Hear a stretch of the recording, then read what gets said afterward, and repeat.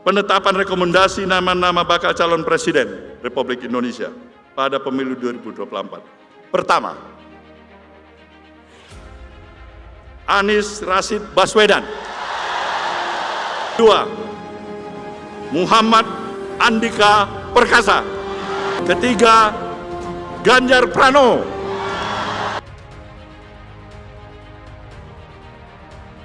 Tiga nama itu belum tentu bisa dicalonkan tanpa berkoalisi dengan partai lain, itu Nasdem bisa ditinggalkan oleh partai lain. Jangan lupa, sekarang ini kalau ketemu dengan banyak elit ketua umum partai politik yang ada, itu umumnya pengen memonopoli atau memakai hak eksklusif untuk menominasikan capres hanya pada calon dari internal partai. Minggu depan kita akan lihatlah bersama-sama mulai intensif untuk kemudian proses pembangunan koalisi ini dengan partai-partai yang ada. Kode-kodenya sudah mulai dari sekarang dan minggu depan bendera STAR akan diangkat. Kemudian sekarang muncul kasakusuk Demokrat, PKS, PKB, juga sentimen atau arus kebatinan yang muncul itu adalah memunculkan calon dari ketua umumnya. PDI Perjuangan misalnya mencalonkan Mbak Puan, kemudian Gerindra mencalonkan Pak Prabowo. Sementara Nasdem kursinya tidak cukup. Jadi tiket yang dimiliki Nasdem ya untuk Anies, Andika, Ganjar ini baru kurang lebih sepertiga dari 20% total presidential threshold yang diperlukan. Tadi Pak Ganjar sudah ditanya wartawan dan Pak Ganjar menegaskan saya adalah PDI Perjuangan, tegak lurus pada disiplin partai dan terkait dengan calon presiden dan wakil presiden. Wah, itu lamaran emang mau nikah apa? Kalau ada partai lain yang bahwa Pak Ganjar tidak akan pindah dari PDIP, Pak ya? Kalau ada partai lain yang mengusung Pak Ganjar di 2024 gimana, Pak? Lalu saya partainya PDI Perjuangan ini jadi markasnya PDI Perjuangan gitu. Berarti tetap PDIP ya, Pak? Iya, kita kan kader PDIP. Mumpung masih ada 20 bulan menjelang 2024. Dan untuk itu harus dicek ya. Karena kalau dari hasil survei, jangankan banyak nama, 3 nama yang teratas itu diuji, itu tidak ada yang mencapai lebih dari 35%. Artinya masuk putaran kedua. Nah kalau misalnya tidak ada yang dominan, arus kebatinan yang muncul di kalangan elit partai untuk memakai hak eksklusif menominasikan capres tadi, mungkin makin menguat. Makanya buat saya agak menarik juga tuh. Kok Pak SBY presiden 2 kali, presiden 2 kali ya kan, lalu pernah musuhan sama Surya Paloh, itu datang ke Gondang Dia, itu luar biasa. Itu nggak pernah saya mimpikan bisa terjadi itu. Penting sekali, ada sesuatu yang sangat signifikan di sana. Saya nggak tahu apa gitu. Tetapi apa yang tidak terbayangkan sama kita dilakukan. Oh iya memang. Sementara acara Rakernas ini baru di bab pertama. Jadi masih memerlukan 5 bab pembahasan sebelum sampai pada bagian kesimpulan. Jadi rumusnya memang jangan meletakkan kesimpulan di awal. Karena 3 nama yang diputuskan oleh DPW hasil Rakernas Nasdem ini itu masih harus dibicarakan dengan partai lain. Sekali lagi, karena presidensial threshold terlalu tinggi, bahkan Nasdem dengan kursi terbesar keempat sekalipun itu tidak bisa mencalonkan tanpa harus koalisi dengan partai lain. Membuka peluang terhadap yang lain itu harus realistis, walaupun kalau kita tanya ke Willy Aditya sebagai juru bicara yang baik, minggu depan kami sudah mulai start katanya. Ya, tapi kan dinamika politik akan tetap jalan juga. Yang satu lagi yang sangat menarik dicatat adalah tidak akan menyerahkan sepenuhnya kepada oligarki dalam tanda petik survei. Statement Mas Ganjar tadi itu bisa menutup semacam peluang untuk dimunculkan dalam shortlist karena indikasinya seolah-olah menutup pintu untuk menerima dipinang oleh Partai Nasdem.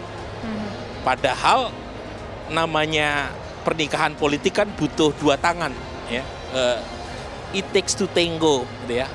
Nah, jadi kita tetap kerja ke bawah.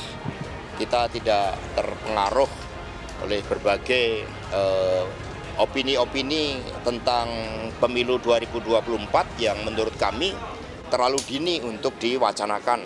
Meskipun Mas Ganjar ada di peringkat kedua, tetapi pernyataan tersebut secara politis itu bisa dibaca sebagai penolakan untuk dipinang oleh Partai Nasdem.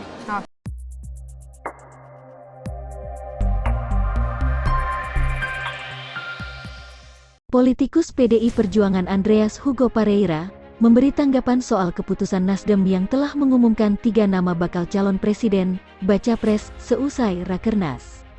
Dia menilai Nasdem mengumumkan 3 nama tersebut hanya untuk mencari perhatian masyarakat, menurut saya tidak lebih sebagai politik ekserkis atau bagian dari dinamika untuk menarik perhatian publik, kata Andreas. Menurut Andreas, Nasdem belum tentu bisa mengusung 3 nama baca pres tersebut, karena partai itu perlu berkoalisi demi memenuhi presidensial threshold 20%. Selain itu, 3 nama baca pres yang diumumkan bukan kader internal, oleh sebab itu, legislator daerah pemilihan NTT tersebut menganggap langkah Nasdem sebatas mencari perhatian. Nama-nama yang diputuskan pun bukan kader partai, sehingga tentu keterikatan emosionalnya pun tentu sangat rentan dengan Nasdem. Jelasnya, sebelumnya, Ketua Umum Partai Nasdem Surya Paloh mengumumkan rekomendasi 3 bakal calon presiden atau Capres 2024 yang akan diusung parpolnya di Pilpres mendatang. 3 nama itu merupakan hasil rekomendasi Rakernas Nasdem yang berlangsung di Jakarta Convention Center, JCC, Senayan, 15 sampai tanggal 17 Juni tahun 2022. Adapun 3 rekomendasi baca pres Nasdem yakni Anies Baswedan, Panglima TNI Jenderal Andika Perkasa, dan Ganjar Pranowo. Ketua Bapilu Partai Demokrat Andi Arief menilai Jenderal TNI aktif sebaiknya tidak dilibatkan dalam politik elektoral, sebab, menurutnya, hal tersebut berbeda dengan petinggi militer yang sudah purna tugas. Andi Arief menyampaikan pendapatnya setelah ditetapkannya Jenderal Andika sebagai bakal calon presiden dari Nasdem di Rakernas Nasdem, sebaiknya jenderal aktif jangan dilibatkan dalam politik elektoral, kecuali pensiun, seperti para jenderal lain yang sudah menempuh jalan sipil, kata Andi Arief melalui layanan pesan. Mengusung Jenderal TNI aktif sebagai bakal capres memang tidak dilarang, hanya saja, Andi Arief menyayangkan ketika petinggi militer aktif diseret ke politik praktis, seperti dilakukan Nasdem bersama Surya Paloh. Bolehkan Pak Andika dipinang menjadi calon capres? Pasti boleh, namun, menggodanya berpolitik di saat menjadi Panglima TNI, saya tak mengerti maksud Pak Surya Paloh, ungkap Andi Arief. Ketua Umum Partai Nasdem Surya Paloh mengumumkan rekomendasi 3 bakal calon presiden atau Capres 2024 yang akan diusung parpolnya di Pilpres mendatang. Penetapan nama bakal calon presiden pada pemilu 2024 yang akan diusung pertama Anies Baswedan, kata Surya Paloh saat penutupan Rakernas Nasdem di JCC. Selain itu, nama Panglima TNI Jenderal Andika Perkasa berada di urutan kedua dalam daftar bakal capres yang diusulkan 34 DPW Nasdem, kedua Muhammad Andika Perkasa dan ketiga Ganjar Pranowo, tambahnya.